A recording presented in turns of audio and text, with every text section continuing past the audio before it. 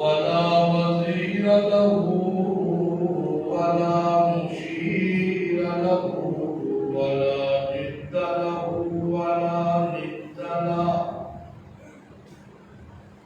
ولا جد له ولا ند له ولا جهد له ولا مقارن له ولا مقادم له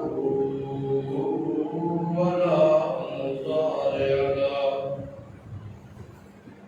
ولا جلد بلد ولد جسدا عظم له ولا جذب وصف عيب قاب بيت خصم له ولا مقارن له ولا مدعني له ولا مقادم له ولا مقادم له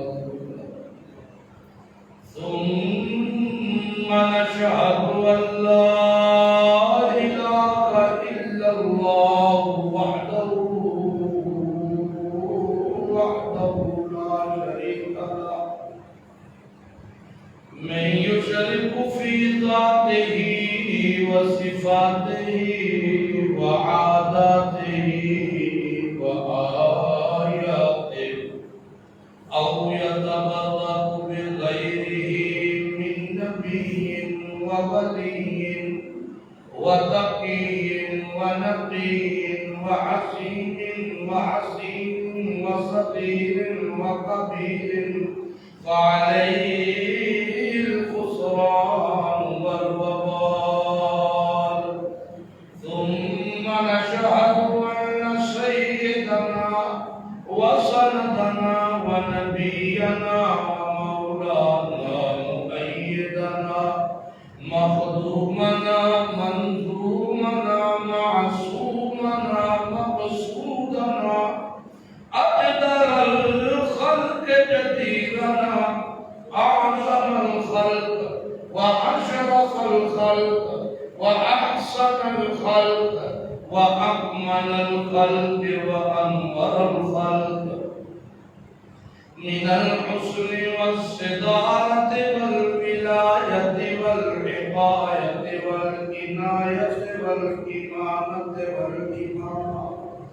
أعلانا وأدلانا وأبقانا وأبهدنا وأرفقنا وأوترنا وأقدرنا وأقدرنا أعمر أنور أكبر أدرك أوتك أنور أجمل أكمل له ثم نشهد أن حبيب ربنا وصمدنا محبوب جدلنا إيماننا مبين فرقاننا عادي سبيلنا رونق جدراننا هو عروة قدوة رتبة أسوة حسنة وبدلائل القائمة الظاهرة الباطنة سائر إلى سدرة المنتهى في ليلة المعراج كشف الدجى ثم دنا فتدلى فكان قاب قوسين أو أدنى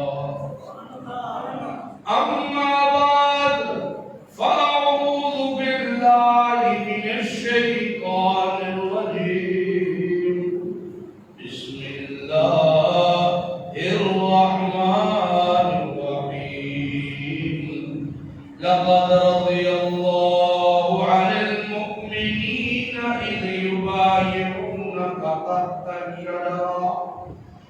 إذ يبايعونك تحت الشجرة فعلم ما في قلوبهم فأنزل السكينة عليهم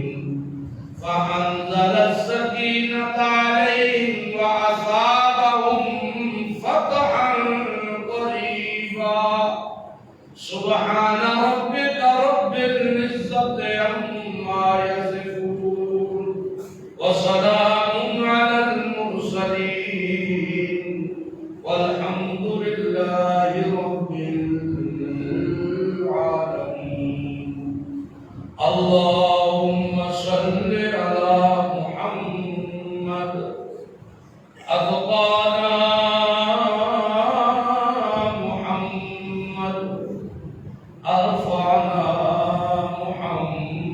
محمد أولانا محمد أعلانا محمد أرفعنا محمد أسعانا محمد أعلانا محمد أبدانا محمد أعلانا محمد أولانا محمد اللهم صل على محمد وجود محمد سجود محمد جازود محمد ملذود محمد صل على محمد جازود محمد ملذود محمد ملذود محمد جازود محمد أضبوط محمد وصبوط محمد صل على محمد أطم محمد وجر محمد جفن محمد ونقل محمد نقل محمد روضة قبر محمد هنين بدر محمد ظهر عصر محمد إشاء فجر محمد صل على محمد هنين بدر محمد بطن محمد وجود سجود شجوع وضوء محمد أصل نصل بصل جسل محمد صل على محمد ملاحة محمد سياسة محمد سخاوة محمد زهانة محمد مراد محمد ديانة محمد وأمانة محمد ملة محمد وسنة محمد اللهم صل على محمد أنفاذ محمد أنفوات محمد أنيان محمد عنوان محمد أجمال محمد صل على محمد وبيان محمد لسان محمد قرآن محمد وبيان محمد صل على محمد أذنين محمد حسن حسين محمد أذول محمد فاطمة بطول محمد عزيز محمد أبو بكر الصديق محمد أياد محمد نصاب محمد ياد محمد إقاب محمد سحاب محمد صل على عمر بن الخطاب محمد بنيان محمد عنفوان محمد أضمان محمد أبطال محمد أضمان محمد صل على عثمان بن عفان محمد اللهم صل على محمد تقي محمد نقي محمد نبي محمد وسيء محمد صل على علي محمد صل على محمد ملاذ محمد نظامت محمد إمامت محمد إدامت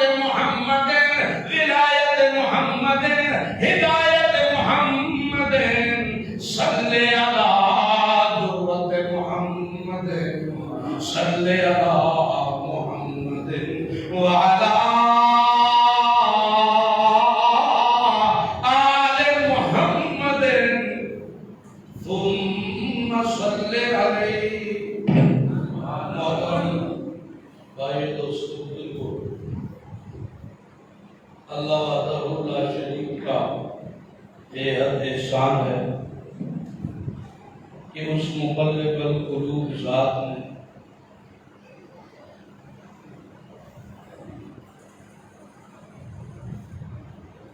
بے حیائی، فحاشی اور گمراہی کے اس پرفتن دور میں جہاں قدم قدم پر سنتیں ہٹائی جا رہی ہیں اور بدعات میں اضافے کیے جا رہے ہیں، جہاں مسئلہ الہ سننے سمجھنے کے لیے بہت کم لوگ ملتے ہیں اور شرک کی غلیظ مجالس میں بطور فن لوگ شمولیت میں فخر محسوس کرتے ہیں۔ یاد رکھیے گا، مسئلہ توحید یہ ازلی ابدی مسئلہ ہے اور مسئلہ حق ہے۔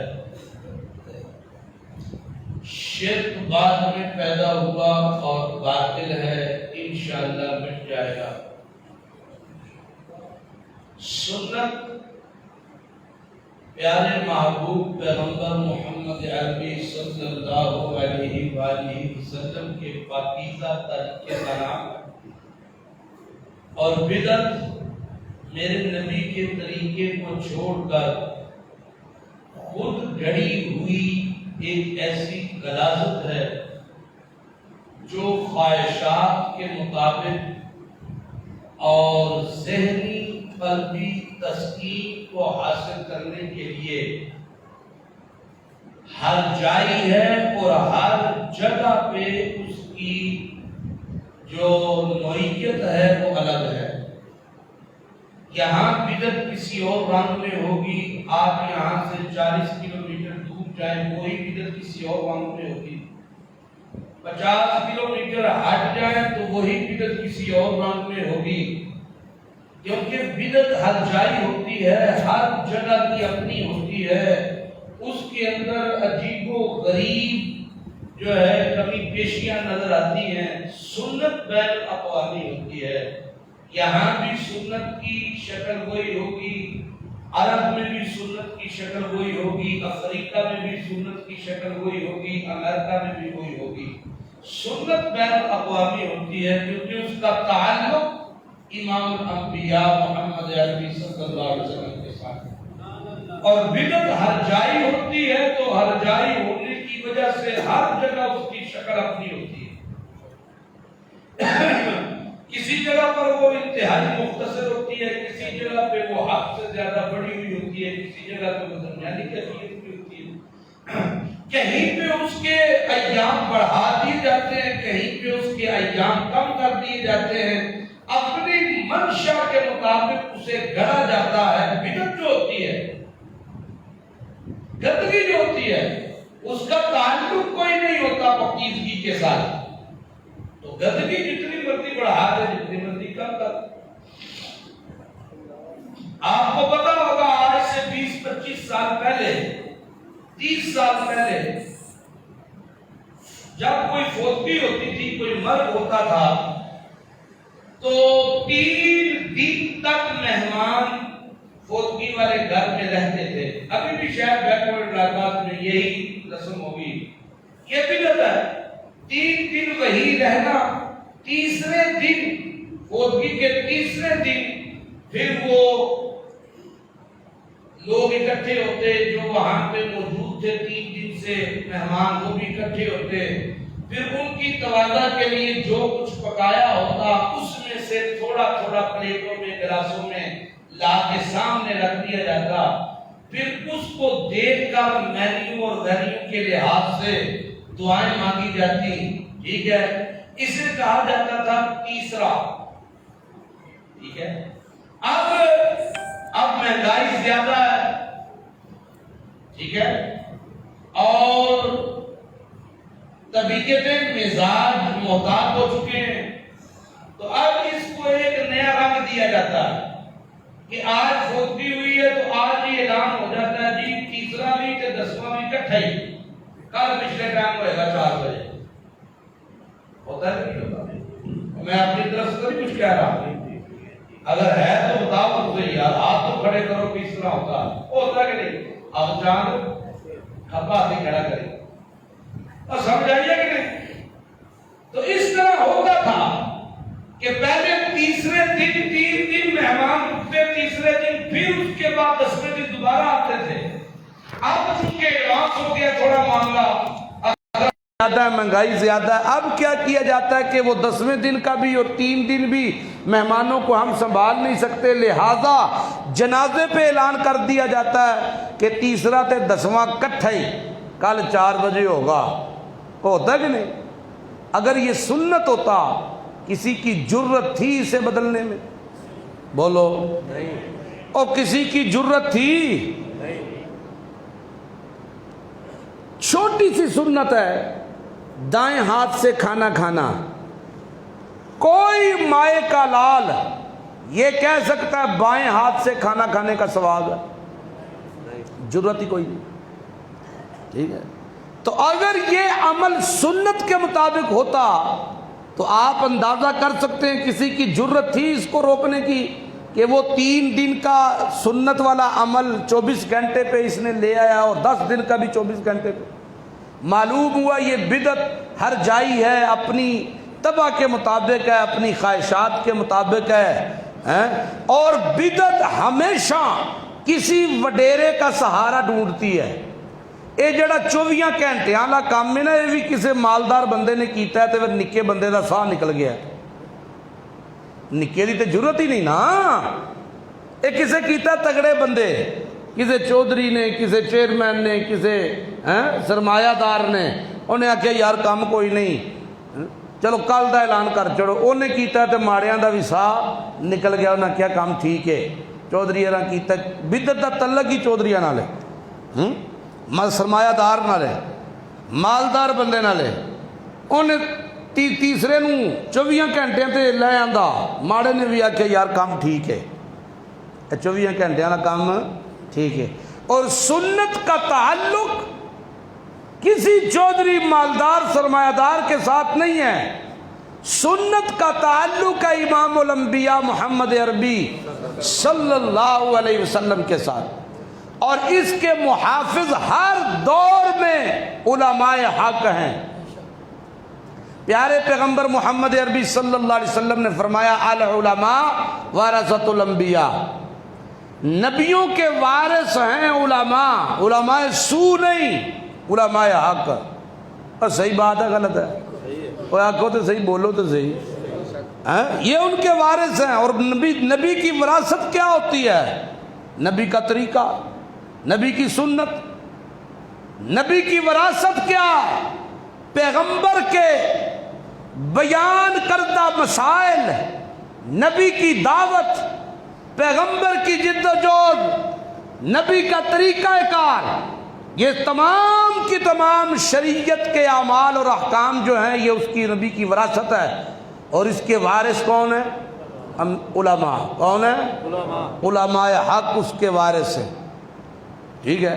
لیکن بدقسمتی کا ایک عالم یہ بھی ہے، اور بڑے بڑے علماء محدثین فقہاء نے لکھا ہے کہ ایک وقت آئے گا سب سے پہلے لوگوں کے دلوں میں علماء کے خلاف بغض پیدا کیا جائے گا، لوگ عالم کو حقیر سمجھیں گے، اور ان کی ذلت اور رسوائی کی پہلی سیڑھی یہ ہوگی، اہل علم مراسیوں کو سمجھا جائے گا، گانے بجانے والوں کی عزت ہوگی، کنجریوں کی عزت ہوگی، کنجروں کی عزت ہوگی، شوبتہ بازوں کی عزت ہوگی، جو دین کو لوٹتے ہیں انہیں معزز سمجھا جائے گا، جو نبی کی سنت کی دھجیاں اڑاتے ہیں انہیں معزز سمجھا جائے گا، جو سنت مٹا کے بدعات کو عام کرتے ہیں انہیں معزز سمجھا جائے گا، اور جو بدعات کیا رد کریں گے اور پیغمبر کی سنت کو پروموٹ کریں گے ان کے ساتھ بغض رکھا جائے گا۔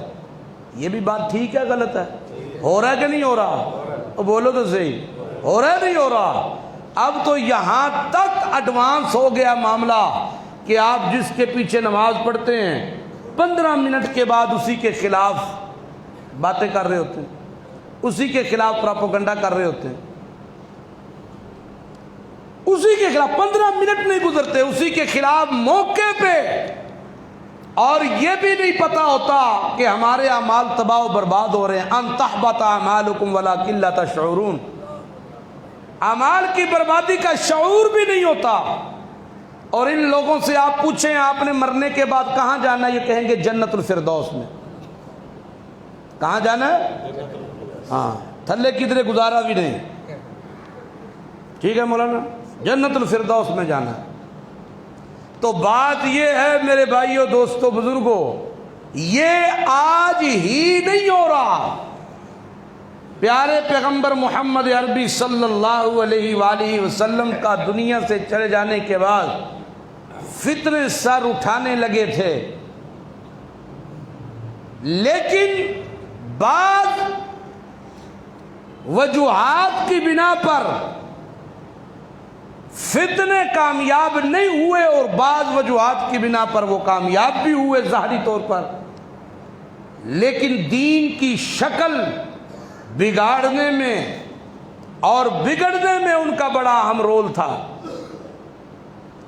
خود پیارے پیغمبر محمد الرسول اللہ صلی اللہ علیہ وآلہ وسلم کی جماعت میں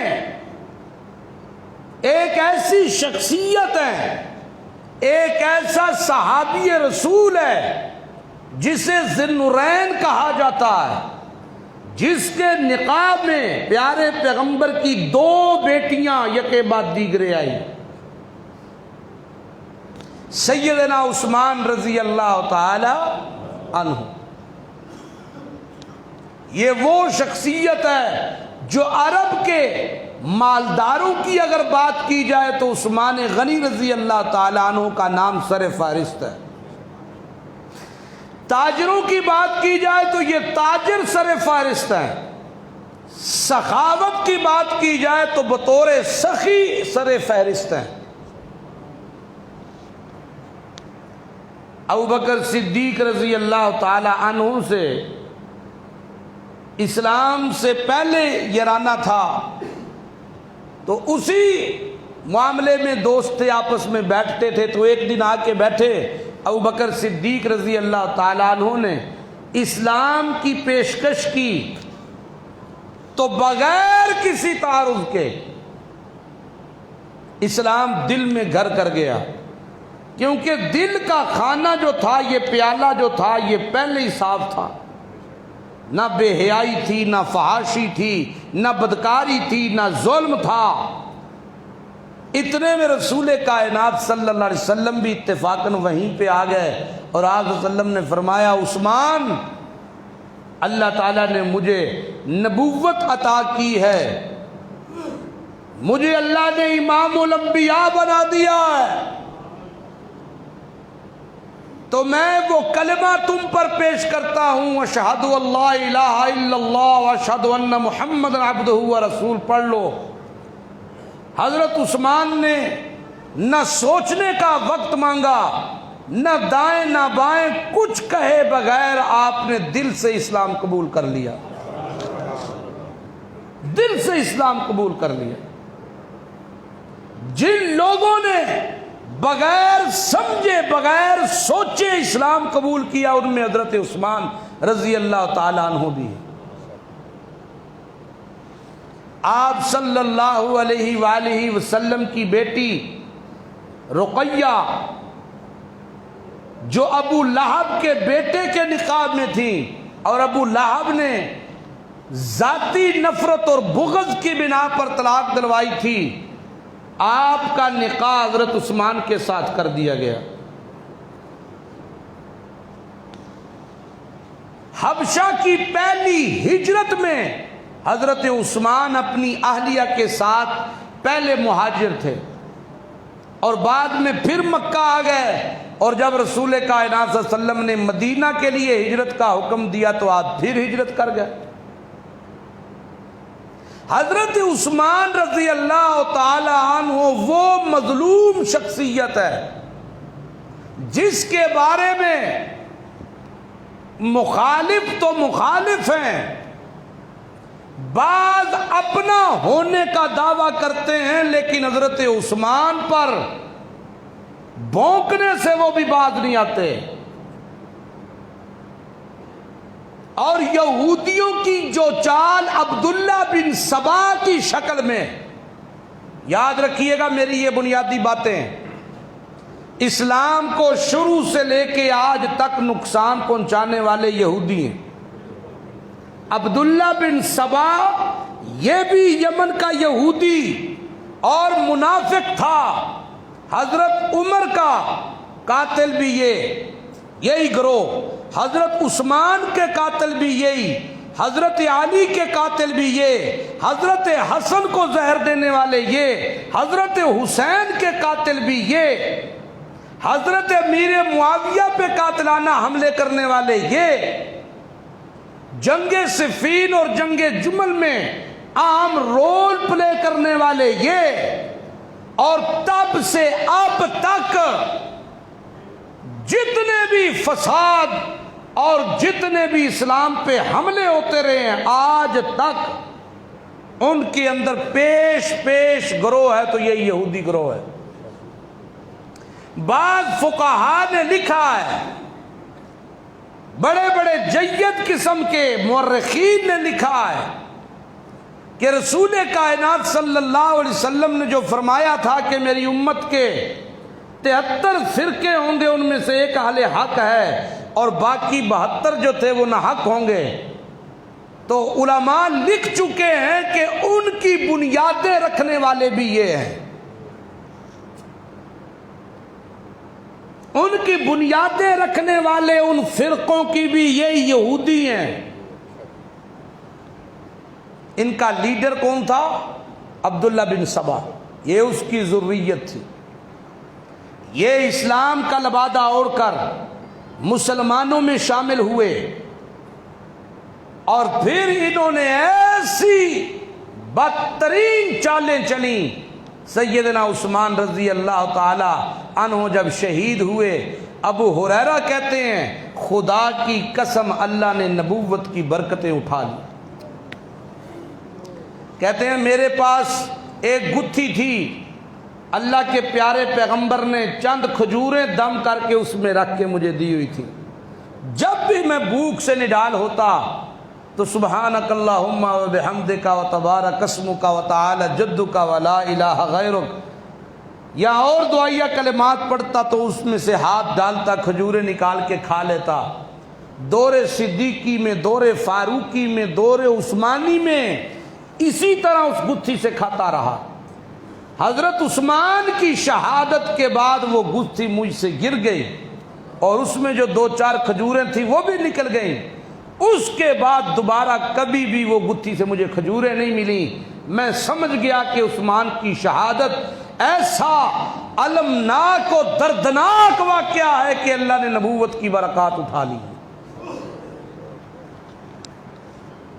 آج عثمان غنی رضی اللہ تعالی عنہ پہ حملے کیے جا رہے ہیں، اور حملے کس شکل میں کہ عثمان یہ کنبہ پرور تھے۔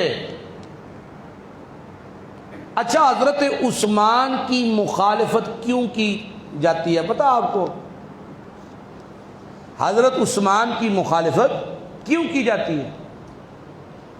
حضرت عثمان کی مخالفت دراصل اس لیے کی جاتی ہے کہ ان کا قبیلہ اور امیر معاویہ رضی اللہ تعالیٰ عنہ کا قبیلہ ایک ہے۔ یہ قبیلہ بنو امیہ سے، جس صحابی رسول اور جس داماد پہ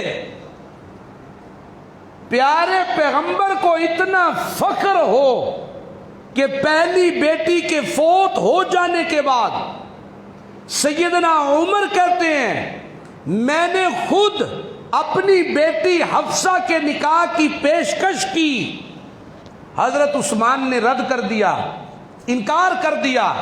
میں نے رسول کائنات صلی اللہ علیہ وسلم سے شکایت کی، آپ دیکھیے عثمان بھائی کو غم زدہ رہتے ہیں، افسردہ رہتے ہیں، تو میں نے خود اپنی بیٹی کے نکاح کی پیشکش کی ہے، تو عثمان نے میری بیٹی کی پیشکش کو جھٹلا دیا، انکار کر دیا۔ آپ صلی اللہ علیہ وسلم نے حضرت عمر کے کاندھے پہ ہاتھ رکھ کے کہا عمر پریشان نہ ہو، اللہ عثمان کو تیری بیٹی سے اعلیٰ دلہن دے گا اور تیری بیٹی کو عثمان سے اعلیٰ شوہر مل جائے گا۔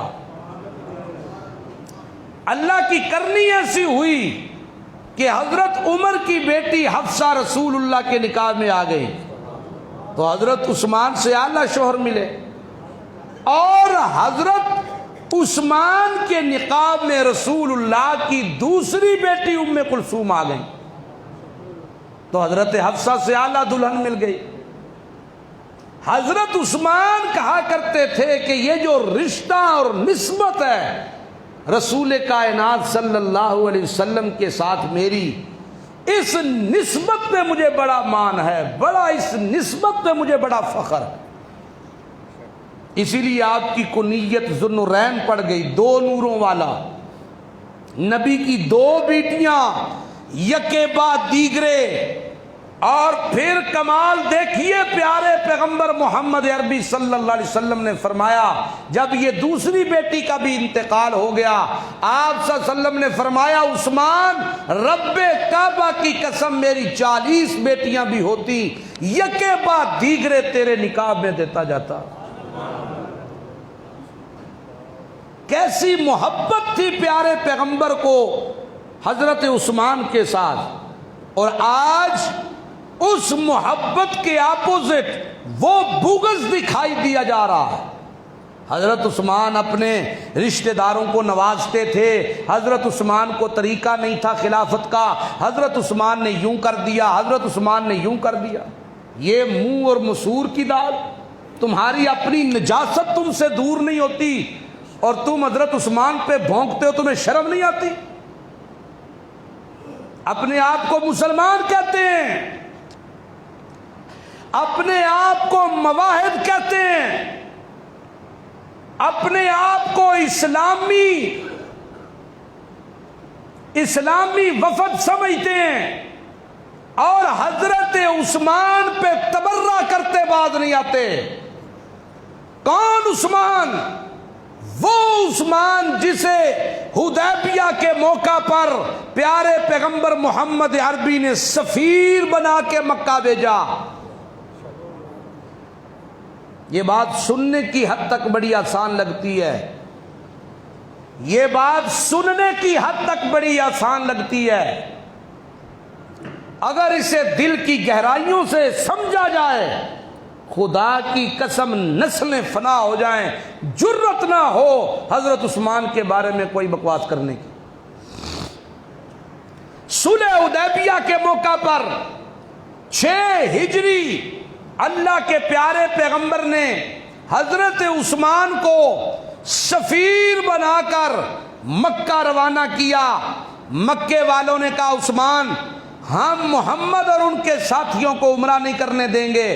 ہاں تیرا ریکارڈ ہی بڑا اعلیٰ ہے، تیری سخاوت، تیری دینداری، تیرا تدبر، تیری نرمی، تیری شفقت، غرباء سے محبت، تیرے احسان اس قدر ہیں کہ بیت اللہ کا دروازہ تیرے لیے کھلا ہے۔ اگر تو طواف کرنا چاہے تو عثمان طواف کر سکتا ہے، خطیب میں نفل پڑھنا چاہے عثمان تو پڑھ سکتا ہے۔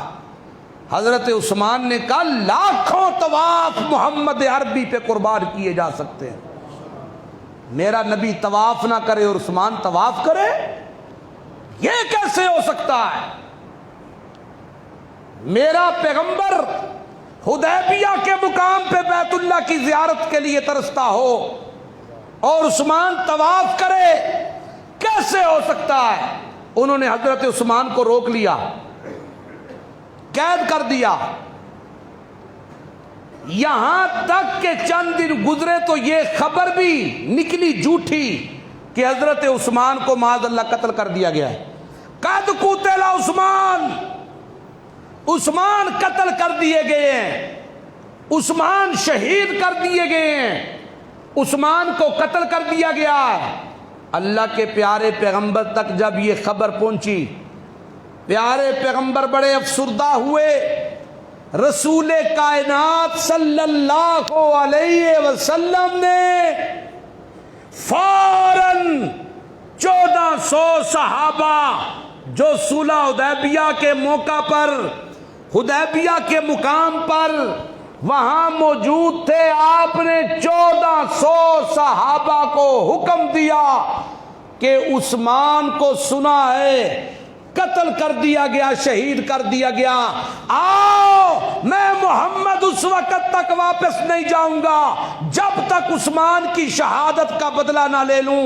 جو موت پہ بیعت کرنا چاہتا ہے مر جائیں گے، واپس نہیں جائیں گے.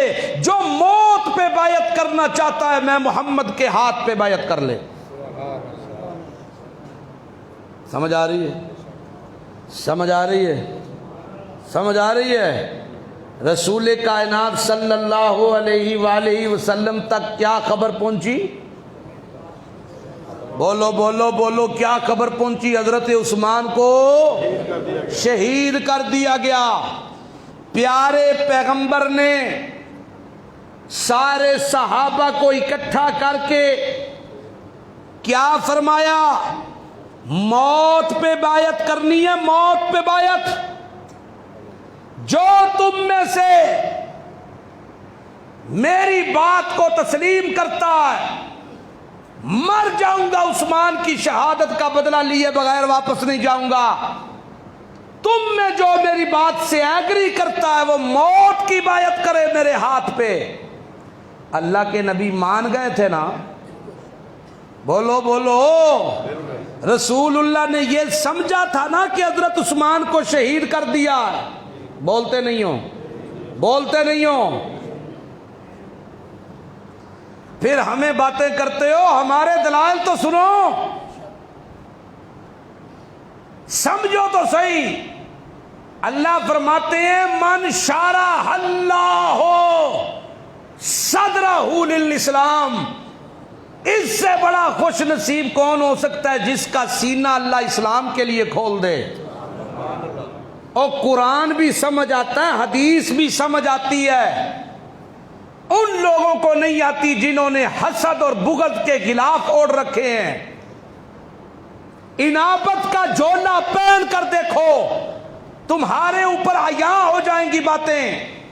پیارے پیغمبر نے یہ سمجھا تھا کہ نہیں؟ بولو سارے بولو. پیارے پیغمبر نے یہ سمجھا تھا کہ نہیں حضرت عثمان کو شہید کر دیا گیا؟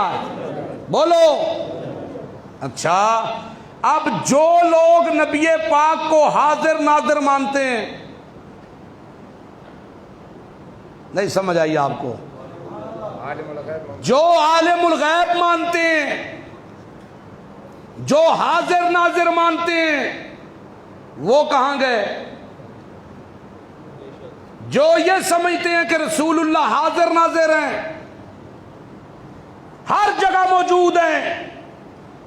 اگر پیارے پیغمبر حاضر ناظر ہوتے، اگر پیارے پیغمبر عالم الغیب ہوتے تو آپ صلی اللہ علیہ وسلم یہ کہہ دیتے بکواس کر رہے ہیں، جھوٹ بول رہے ہیں. اور بات ٹھیک کیا غلط ہے؟ اور بات ٹھیک کیا غلط ہے؟ بات ٹھیک کیا غلط ہے؟ دوسرا نقطہ،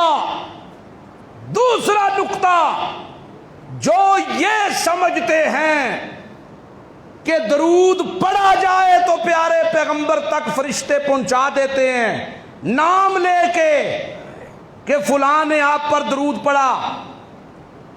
اگر حضرت عثمان زندہ ہیں، اور یقیناً زندہ تھے، تو آپ نماز پڑھتے تھے کہ نہیں؟ نماز میں اللہم صلی علی پڑھتے تھے کہ نہیں؟ السلام علیکہ ایھا النبی پڑھتے تھے کہ نہیں؟ اگر جبریل اللہ کے نبی تک نام لے کر درود پہنچا رہے تھے تو اللہ کے نبی نے تو کہہ دینا تھا، ظہر کی بات تھی، عصر کی تو درود آ گیا عثمان کا، مغرب کا درود تو مجھ تک پہنچ چکا ہے عثمان کا، عشاء کی نماز کا درود مجھ تک پہنچا ہے، اور صحابہ تو نمازوں کے علاوہ بھی کثرت سے درود پڑھتے تھے۔ اللہ کے نبی کہہ سکتے تھے جھوٹ بولتے ہیں، عثمان درود پڑھ رہا ہے مجھ تک، بولو او بولو تو صحیح، مجھ تک پہنچ رہا ہے، لہذا ماننا پڑے گا کہ درود دعا ہے، اللہم صلی علی، اور دعا کا سننا مقصود کس کے لیے ہے؟ اللہ کے لیے، دعا اللہ کے لیے سننا مقصود ہے۔ اللہ قرآن میں کہتا ہے ہر پاکیزہ کلمہ کس کی طرف بلند ہوتا ہے؟ اللہ کی طرف بلند ہوتا ہے۔ سمجھ آ رہی ہے؟ حضرت عثمان کی شہادت کی خبر پہنچتی ہے، پیارے پیغمبر صحابہ کو اکٹھا کر لیتے ہیں، آسمان گواہ ہے، فرشتے گواہ ہیں، لیل و نہار گواہ ہے، رسول کائنات صلی اللہ علیہ وسلم درخت کے نیچے بیٹھے ہوئے ہیں، آپ کے ہاتھ پہ صحابہ جوک در جوک بیعت کر رہے ہیں۔ قرآن کس طرح خاموش رہ سکتا تھا؟ اللہ نے اعلان کیا، سنیے گا، یہ فضیلت کس کی ہے؟ سنیے گا کس کے ساتھ محبت جتلا رہے ہیں پیارے پیغمبر؟ حضرت عثمان کے ساتھ، اپنے داماد کے ساتھ، اپنے مخلص صحابی اور ساتھی کے ساتھ رسول کائنات صلی اللہ علیہ وسلم کی محبت ہے۔ عثمان کی شہادت گوارا نہیں، عثمان کی شہادت کا بدلہ لیے بغیر کوئی واپس، بولو بولو بولو، کوئی واپس نہیں جائے گا۔ آؤ موت کی بیعت کرو، صحابہ بیعت کر رہے ہیں، اللہ دیکھ رہا ہے۔ اللہ نے اعلان کیا، لقد رضی اللہ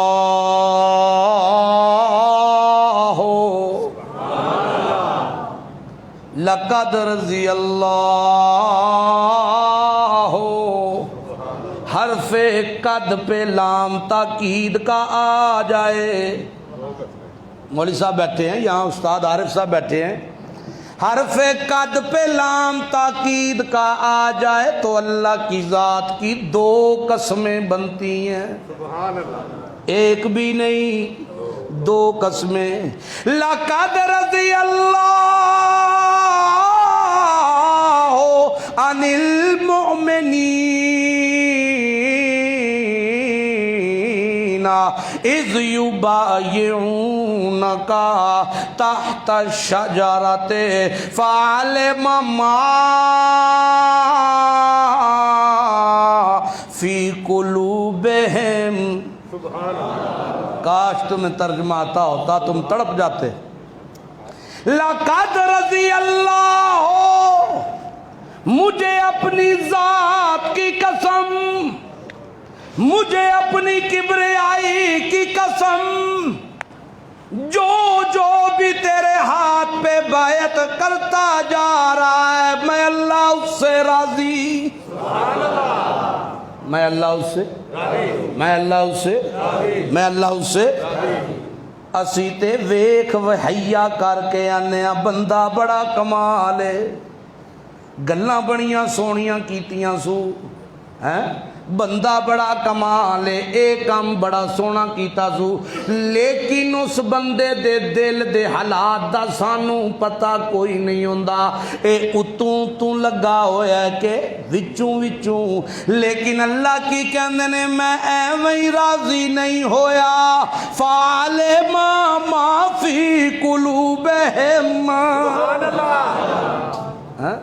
میں انہاں دے دلاں وچ جاتیاں پائیاں، اے جیویں اتوں نے ایویں وچوں نے۔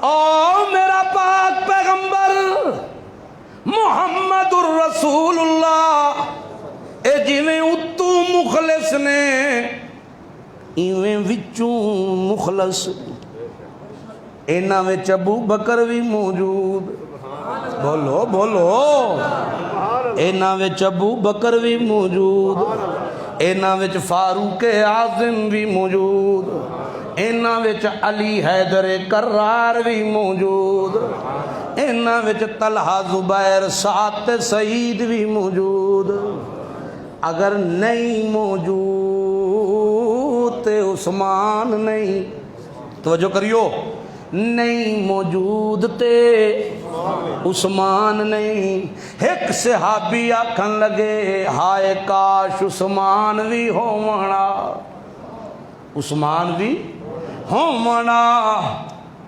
خیال کوئی نہیں سو بیعت ہی عثمان لئی ہوندی ہے پئی بیعت کیوں ہو رہی ہے حضرت عثمان لئی لیکن پھر بھی کوئی قیامت تک بھونکے نہ پیارے پیغمبر دے کناں وچ الفاظ پے گئے او صحابی دے رسول اللہ فرمایا اے تھلے ہاتھ سجا اتے ہاتھ نے صحابہ دے اللہ دے پاک پیغمبر فرمایا سنو لوگو سنو میرا ہاتھ تھلے اتے تہاڈے ہاتھ تے آ میرا ہاتھ عثمان دا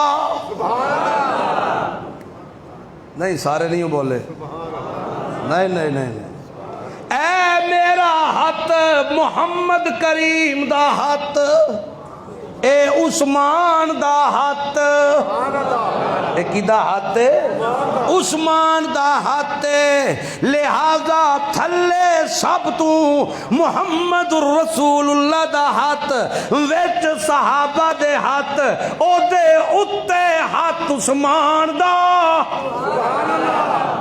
اللہ تے اللہ جبریل نو دوڑایا دوڑو جبریل جا کے محمد الرسول اللہ نو سلام پیش کر صحابہ نو سلام دے تے اعلان کر اللہ فرماندا ہے ید اللہ فوق ایدیہم اینا ساریاں اتے ہاتھ رب رحمان دا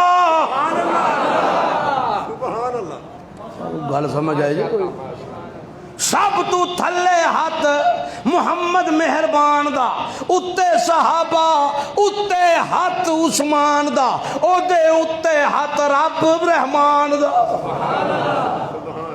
اعلان کیے لقد رضی اللہ عن المؤمنین مینو قسم ہے اپنی ذات دی مینو قسم ہے اپنی کبریائی دی اینا ساریاں تو میں راضی تے جے اپنے ہاتھ نو رسول اللہ عثمان دا ہاتھ بنا کے رکھے ہے تے اللہ دی رحمت بھی کتنے جوش چاہیے کہ اتے اللہ اپنا ہاتھ رکھ دیتا سبحان اللہ اس عثمان دے متعلق کوئی آج بھونکے تے آکھے میں ہے تے مسلمان ہے بھی بڑا تگڑا مواحد تے بڑا تگڑا ہاں لیکن عثمان کو لو غلطیاں تے ہوئیاں نے عثمان کو لو خلافت تے انج ہویا تے عثمان کو لو انج ہویا ہے دسو بھائی او دسو اے کوئی انہوں زیب دیندہ ہے او تو اپنی پلیتی دور کر تو سیدنا عثمان رضی اللہ تعالیٰ عنہ دے بارج پہ کہنا ہے تے الزام پہ لانا ہے سنو ساری زندگی اور بالخصوص خلافت کے ان ایام میں پوری زندگی خلافت میں ایک دن ایک وقت کا کھانا بھی حضرت عثمان نے بیت المال سے نہیں کھایا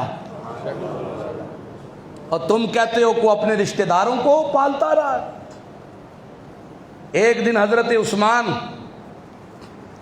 اپنی برادری کے کچھ لوگوں کو سرید کھلا رہے تھے کیا کھلا رہے تھے سرید عرب کے کھانوں میں سب سے بہترین کھانا سرید تھا.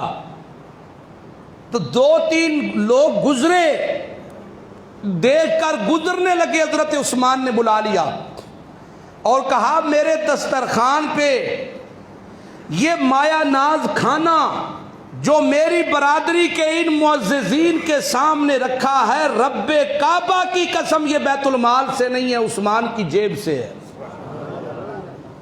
یہ کھانا بیت المال سے نہیں آیا, یہ کھانا عثمان کی جیب سے آیا ہے. ساری زندگی وظیفہ نہیں لیا, ساری زندگی تنخواہ نہیں لی, ساری زندگی خلافت کی, خلافت والی زندگی میں ایک وقت کا کھانا بھی اپنے لیے تو دور, آئے ہوئے مہمان کے لیے بھی بیت المال سے نہیں لیا. جو اپنی ذات پہ بیت المال کا ایک پیسہ بھی حرام سمجھتا ہو, وہ بیت المال کا منہ اپنے عزیزوں کے لیے کیسے کھول سکتا ہے؟ رسول کائنات صلی اللہ علیہ وسلم کوہ طور پہ کھڑے ہیں, کوہ احد پہ. احد پہاڑ کے اندر حرکت پیدا ہوئی, 3 بندے کھڑے تھے.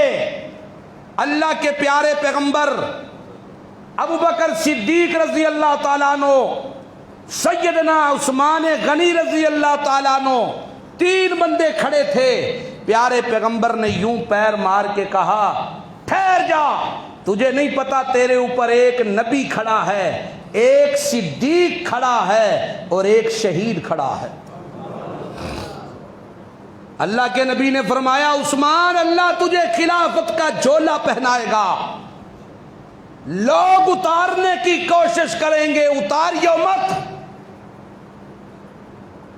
آپ رضی اللہ تعالی عنہ جب بوڑھے ہو گئے, باغی عبداللہ بن سبا کی ذریت, یہ یہودی منافق, جب انہوں نے دیکھا حضرت عثمان پہ الزام تراشی کی, مسجد میں پتھراؤ کیا, یہ 80 سالہ بزرگ عثمان زخمی ہو کے گر گئے, اپنے گھر میں قصر خلافت میں محصور کر دیے گئے, بند کر دیے گئے.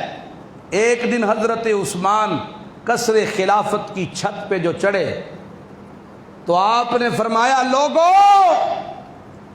عثمان محمد الرسول اللہ کی ان گلیوں میں خون ریزی نہیں دیکھنا چاہتا. حضرت علی نے کہا امیر المومنین ہماری تلواروں کو زنگ تو نہیں لگ گیا, آپ حکم کریں. میرے عثمان نے کہا علی نہیں, ان میں مسلمان بھی ہیں, کیا پتا کس نے اللہ کی توحید اور وحدانیت کو دل سے قبول کیا ہو اور عثمان کی تلوار سے اس کا خون بہہ جائے. میں نبی کی گلیوں کو مسلمانوں کے خون سے رنگنا نہیں چاہتا. محبت دیکھیے, محبت دیکھیے. حضرت عثمان کو مشورہ دیا گیا آپ امیر معاویہ کے پاس چلے جائیں, شام میں حالات بہتر ہوں گے, آپ کو بلا لیں گے. کہا جو نبی کی گلیوں میں خون نہیں دیکھ سکتا وہ نبی کی گلیاں چھوڑ کیسے سکتا, چھوڑ بھی نہیں سکتا.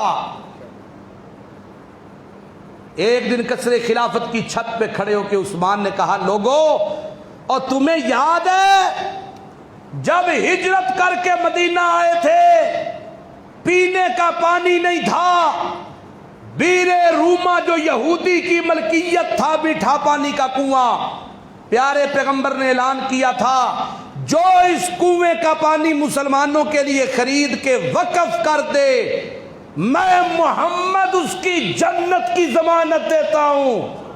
یاد ہے تمہیں؟ لوگوں نے کہا جی یاد ہے. فرمایا تمہیں پھر یہ بھی یاد ہوگا اس کنویں کو خرید کے وقف کرنے والا میں عثمان تھا. لوگوں نے کہا جی بالکل آپ تھے. فرمایا آج 40 دن ہو گئے ہیں اسی کنویں کے پانی کو تم نے مجھ پر ہی بند کر دیا. اور لوگوں تمہیں یاد ہے جب مسجد نبوی کی جگہ تھوڑی پڑ گئی پیارے پیغمبر نے کہا کون خوش نصیب ہے جو مسجد نبوی کی ساتھ والے پلاٹ خرید کے مسجد نبوی کی توسیع کروائے، اللہ جنت میں اسے محل دے گا۔ میں محمد اس کا ضامن ہوں۔ تمہیں یاد ہے 3 بار عثمان کھڑا ہوا تھا اور میں نے 3 بار وہ جگہ خرید کے مسجد نبوی کے توسیع میں دی تھی، یاد ہے؟ لوگوں نے کہا یاد ہے۔ فرمایا آج اسی مسجد میں مجھے نماز نہیں پڑھنے دیتے، آج اسی مسجد میں مجھے نماز نہیں پڑھنے دیتے، آج اسی بیر روما کا پانی تم نے مجھ پہ بند کر دیا ہے۔ آخری دن روزے کی حالت میں تھے، جمعے کا دن تھا، غشی ہوئی، نیند کی آغوش میں گئے تو زیارت ہوئی رسول اللہ کی۔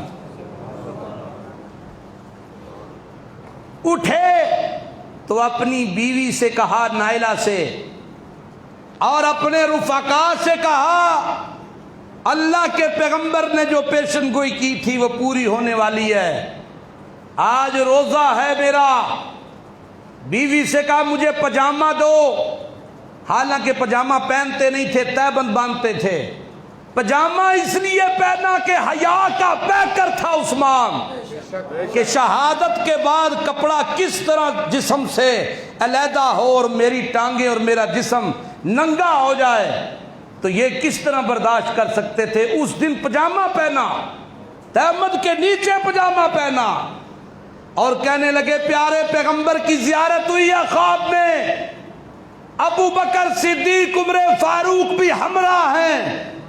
حضرت عمر کہتے ہیں عثمان جلدی کر، آج تیری افطاری ہمارے پاس ہے، آج تیری افطاری، بولو بولو بولو، آج تیری افطاری ہمارے پاس ہے۔ مجھے بتاؤ لوگو، 2 دن تک عثمان کا لاشا 2 دن تک یوں ہی پڑا رہا شہادت میں، یہ افطاری کہاں ہوئی تھی؟ یہ افطاری کہاں ہوئی تھی؟ حضرت عثمان جنت البقیع کے آخری کونے میں دفن ہوتے ہیں 2 دن بعد، پیارے پیغمبر عائشہ کے حجرہ میں۔ آپ مجھے بتاؤ یہ افطاری کہاں تھی؟ نہیں بولو گے تو ہمارے موقف کو ماننا پڑے گا کہ ارواح نیک لوگوں کی علیین میں اللہ کے مہمان خانے میں ہیں، اور رسول کائنات صلی اللہ علیہ وآلہ وسلم کی روح پر نور روز سورج کی طرح چمک رہی ہے، دمک رہی ہے، اور سب سے بلند و بالا ہے۔ اللہ کے پاک پیغمبر خواب میں زیارت ہوئی، آپ نے فرمایا عثمان افطاری آج ہمارے ساتھ ہے۔ ہائے ہائے، دروازے پہ پہرے دار تلواریں پکڑے کھڑے ہیں، حضرت علی کے فرزند حضرت حسن اور دوسرے کونے پہ حضرت حسین اپنے خالو کے دروازے پہ پہرے دار ہیں۔ حضرت حسن حضرت حسین، ظالموں نے چھت کے اوپر سے کود کر حضرت عثمان کو بے دردی سے شہید کر دیا۔ قرآن کھلا ہوا تھا اور آیت زبان پر تھی، فَسَيَكْفِيكَهُمُ اللَّهُ، تمہارے لیے اللہ کافی ہے، تمہارے لیے اللہ، بولو تمہارے لیے اللہ کافی ہے۔ اور اس آیت پہ قطرے سب سے پہلے خون کے گرتے ہیں حضرت عثمان کے۔ حضرت علی رضی اللہ تعالیٰ عنہ کو پتہ چلتا ہے، آپ دوڑتے ہوئے آتے ہیں اور تھپڑ مارتے ہیں حضرت حسن کو کہ تم یہاں کیا کر رہے ہو، کہ تمہارے چچا کو قتل کر دیا گیا، تمہارے خالو کو قتل کر دیا گیا۔ حضرت عثمان کی اتنی بے دردی کے ساتھ یہ قتل، یہ ظلم، کہ سینے پہ چڑھ کے 9 خنجر کے وار کیے گئے اور ایک بدبخت نے تلوار کا وار کیا. سیدہ نائلہ نے آگے ہو کر وہ وار روکنے کی کوشش کی اور 3 انگلیاں کٹ گئی ان کی. ایسا بندہ حضرت عمر نے 22 لاکھ مربع میل پہ اسلام کا پرچم بلند کیا. یہ تو تمہیں یاد ہے, یہ تو تم ضرور بیان کرتے ہو, لیکن یہ کیوں نہیں کہتے کہ عثمان غنی کی وفات تک 22 لاکھ مربع اور فتح ہو چکا تھا. اب یہ 22 نہیں 44 لاکھ مربع میل تھا. نہیں بولو گے تم تھوڑی سبحان اللہ چولاں تو بغیر نہیں نکلنی. 44 لاکھ مربع میل ایران کی فتوحات شروع کی تھی. حضرت عمر نے ایک حصہ فتح کیا تھا, حضرت عثمان نے پورا ایران فتح کیا. یہاں ایشیا کے جو علاقے ترکمانستان, تاجکستان اور یہ روس اور یہ سارے ارمانیہ, یہ سارا خطہ جو ہے خراسان کی ساری پٹی, یہ حضرت عثمان کے دور میں فتوحات ہوئی. حضرت عثمان کے دور میں یہاں اسلام کا قلعہ لگا, اسلام کا جھنڈا بلند ہوا ہے.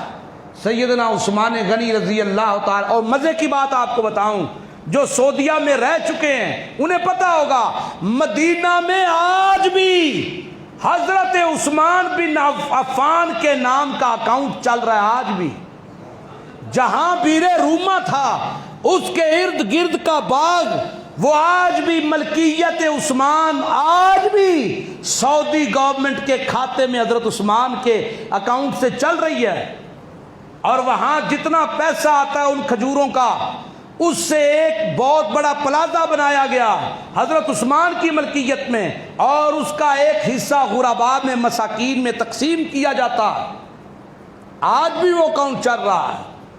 لیکن افسوس ہے ان لوگوں پر جو اپنے آپ کو مسلمان بھی کہیں, جو اپنے آپ کو حق پر بھی کہیں, جو ملک میں انقلاب کی بات بھی کریں اور حضرت عثمان پہ تبرہ بھی کریں, حضرت عثمان کے خلاف بکواس بازیاں بھی کریں, حضرت عثمان کو کہیں کہ یہ خلافت صحیح نہیں کر سکے تھے, حضرت عثمان کے بارے میں کہیں ان سے اجتہادی غلطیاں بڑی ہوئی تھیں, حضرت عثمان کے بارے میں کہیں کہ انہوں نے فلاں اپنے فلاں رشتہ دار کو نوازا تھا, فلاں کو اس طرح کیا تھا. میں کہتا ہوں غزوہ تبوک کے موقع پر جب حضرت عثمان نے 10,000 فوج کا جتنا خرچہ تھا اپنے ذمہ لیا اور 100 اونٹ 70 گھوڑے اور کتنے ہزار اشرفیاں پیارے پیغمبر کے سامنے رکھی, حدیث میں آتا ہے رسول اللہ یوں اشرفیوں میں ہاتھ پھیرتے, یوں اٹھا اٹھا کے نیچے گرا رہے تھے.